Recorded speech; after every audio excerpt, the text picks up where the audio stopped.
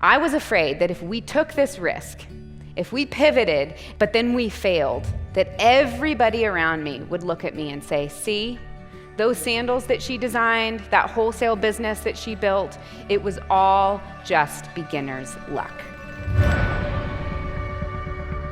A few years ago, I started thinking more about this phrase. But more importantly, I started trying to think about myself before this particular insecurity emerged. And I had to go back. I had to go really far back, all the way to my 22-year-old self who had quit her corporate job and moved to Uganda without a job, without a plan, just this insatiable sense of curiosity.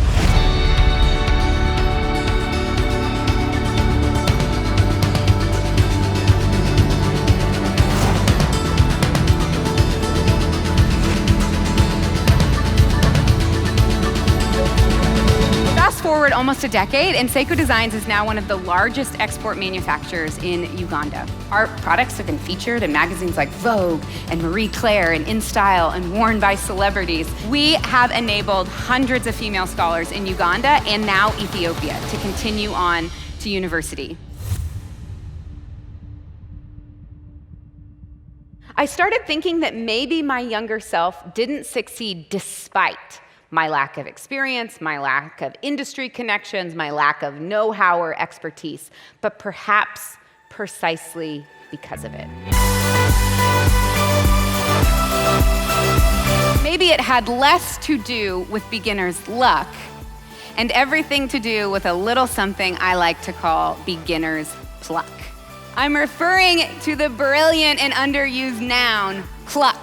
It means spirited and determined courage. I started thinking about the mentalities and the mindsets that I had in my earliest days, long before I would have self-identified as an entrepreneur. And I started wondering if perhaps learning how to intentionally channel my inner beginner could help me become a more effective and innovative leader for the long haul. Over the last 10 years of starting and growing my own social enterprise and teaching and coaching thousands of other entrepreneurs to do the same, I've been learning firsthand how this ubiquitous, inspirational, find your passion and you'll never work another day in your life narrative is actually affecting us. Not only did I not consider myself a designer, I was not even remotely interested in fashion. Y'all, this photo was taken of me. Yeah, not after I just emerged from my bedroom after having a violent stomach flu, which is kind of what this vibe says to me. Oh, no. This photo was taken of me on the day I got engaged. But listen, here's the thing. You're never gonna find your passion because your passion isn't out there fully formed waiting for you to discover it. Your passion isn't behind a door waiting for almighty, all-powerful, good decision-making you to open the right door at the right time so that you can catch your passion before it scattles away. We will never find our passion, but we can build lives of purpose and passion and impact. And while the difference between building and creating and finding and discovering might seem like semantics, I think it's an incredibly important mentality shift. Our passions are not found in our dreaming, and I am all for big dreamings, but they are made in our doing. Do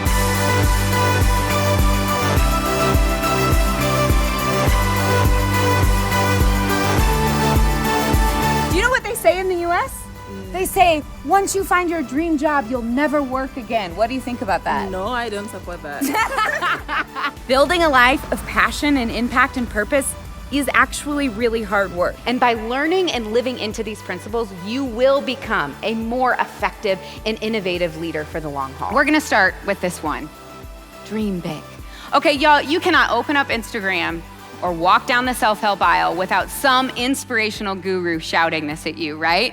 Principle number 3 of beginner's pluck is to actually start by dreaming small. And while it's quite nice for my ego to be seen as someone who easily dreams these big dreams, I want to be really honest with you and tell you about how that story actually went down.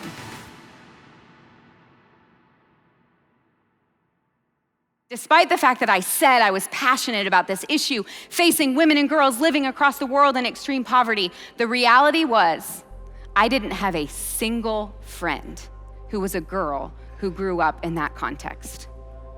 While I was busy thinking and dreaming and pontificating about a million girls, the sacred value and importance of just one got lost somewhere along the way. My new dream became not about bringing a million women and girls out of poverty, but about knowing one, about making a single friend. As soon as I took that really big dream and I started dreaming really small, made it as small as it could possibly go, I became a doer instead of just a dreamer. Can you imagine what my parents said when I was like, Mom and Dad, I'm quitting my job in the height of the recession to move to Uganda. And they're like, Uganda? What are you doing in Uganda? And I'm like, Mom and Dad, I'm going to make a friend.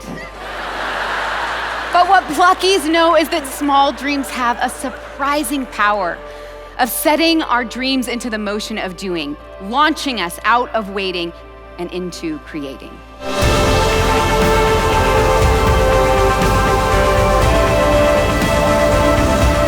Mastery and expertise isn't actually the end goal for a leader. The goal is to be someone who is constantly moving through the cycles of learning, or what I like to call the magical land of beginners. The role of leaders is not to be the hero of anyone else's story, but rather to do the hard work in ourselves so that we can inspire and equip others to be the hero of theirs.